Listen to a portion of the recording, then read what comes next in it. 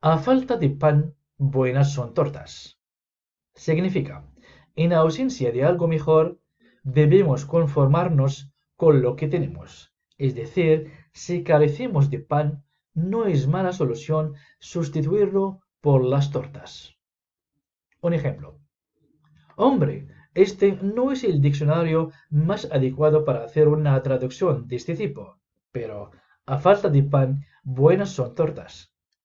La torta es, en este caso, una masa de harina y agua, generalmente sin levadura, a la que se da forma plana para cocerla al horno o freírla.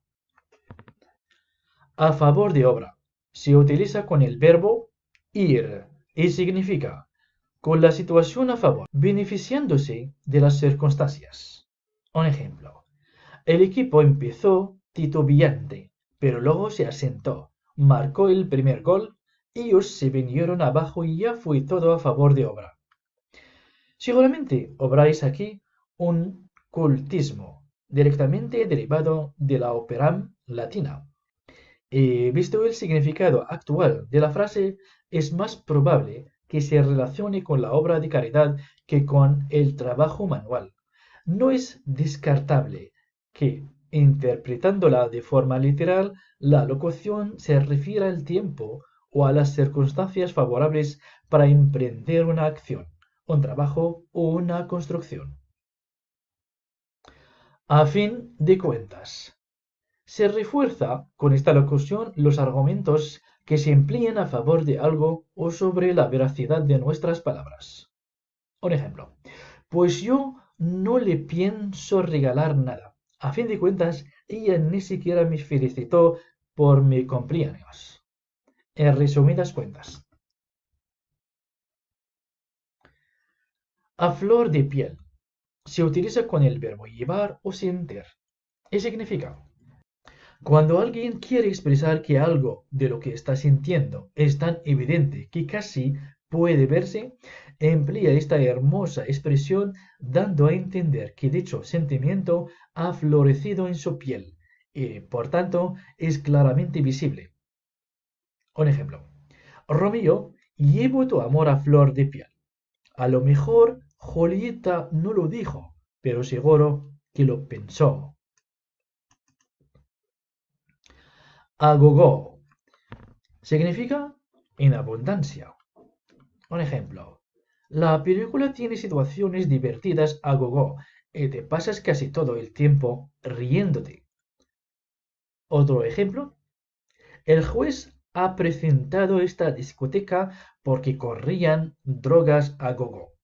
El término gogo es un galicismo que aparece en nuestra lengua y también en italiano y se deriva de la antigua palabra francesa gogue, diversión, placer, conocida ya en el siglo XV. Por un cambio semántico la diversión se transforma en confusión y después en abundancia, cantidad. Gogue parece estar también en el origen del anglicismo, gogo, girl, chica, gogo, u animadora, aunque para algunos derive del verbo inglés to go, ir, empleado como exclamación de ánimo, literalmente, chica, vamos, vamos, go, go.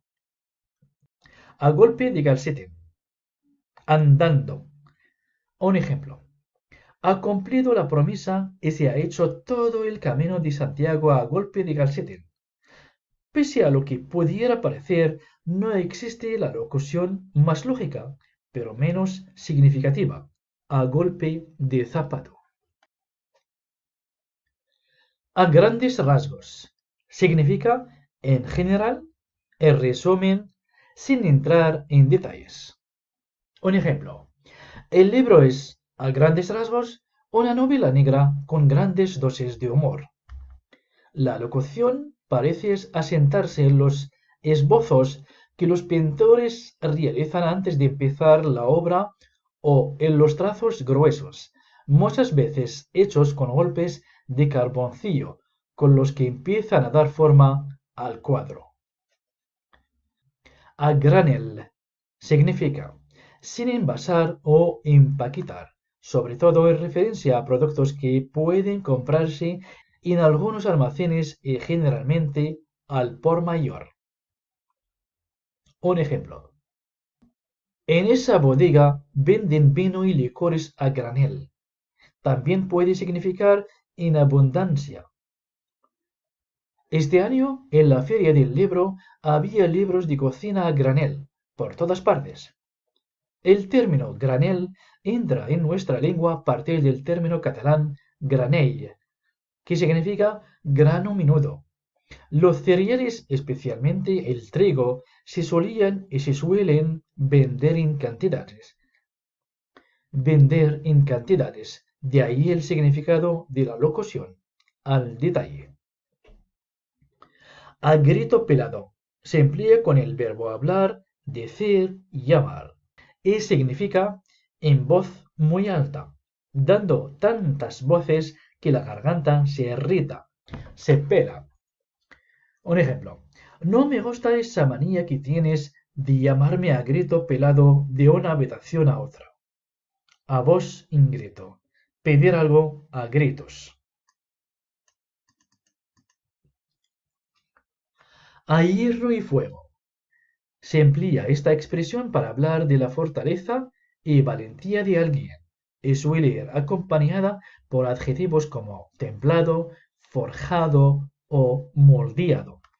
Decir que alguien está templado a hierro y fuego es como decir que ha salido de una fragua, que es de metal, que ha sido moldeado calentándolo a rojo vivo y a golpes de yunque y martillo. O sea, que es duro, rocoso, resistente y que soporta el dolor sin descomponerse. Un ejemplo. No me preocupo por ella. Siempre ha salido adelante en situaciones difíciles. Está hecha a hierro y fuego. A huevo. Se emplea con el verbo estar, tener, ponerse y venir. Y significa, cuando algo es fácil de conseguir, decimos que tenemos algo a huevo. Un ejemplo, el delantero tenía el gol a huevo y lo falló. También empleamos la locución para señalar que algo es muy propicio para nuestros intereses. Un ejemplo, si apruebo esta asignatura, se me pone la carrera a huevo. Es posible que la locución fuera más amplia en tiempos pasados, algo así como costar o valer a precio de huevo, para indicar lo barato del precio de algo cuando se efectuaba un trueque. No sería descabellado pensar que la expresión importar algo a alguien nuevo, no importa nada, tenga que ver con este hecho. A precio de oro, valer su peso en oro. Si se refiriese a lo barato de un producto, pasaría a designar lo conveniente, y de allí se deriva el matiz de lo fácil. Puestos a hacer conjeturas, tal vez pudiera buscarse el origen en una antigua expresión utilizada en el lenguaje jurídico, derivada del opus latino, y que tiene el significado aproximado de necesidad, interés o conveniencia. A veces a huevo se utiliza con el significado de a ojo. Un ejemplo. No sé qué tal me habrá salido la tarta, porque como no tenía balanza, he pesado los ingredientes a huevo. Manda huevos. No es por el huevo, sino por el fuero. Por huevos.